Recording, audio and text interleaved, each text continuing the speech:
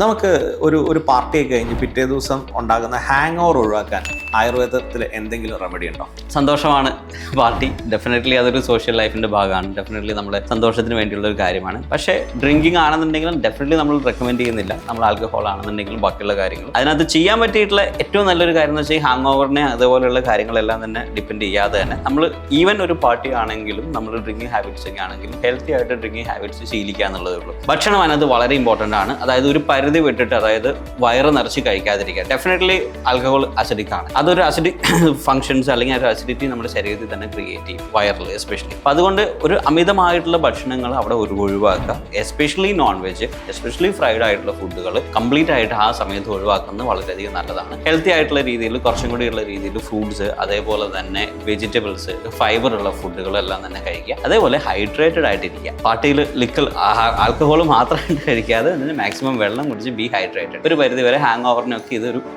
നമുക്ക് മാറ്റാൻ വേണ്ടി കൊണ്ട് സഹായിക്കും. അപ്പോൾ diet is very important party ടൈമിലുള്ളത്. അതാണ് അതിനകത്ത് ഹാങ് ഓവർ ഒഴിവാക്കാനുള്ള ഒരു നാച്ചുറൽ റെമഡി.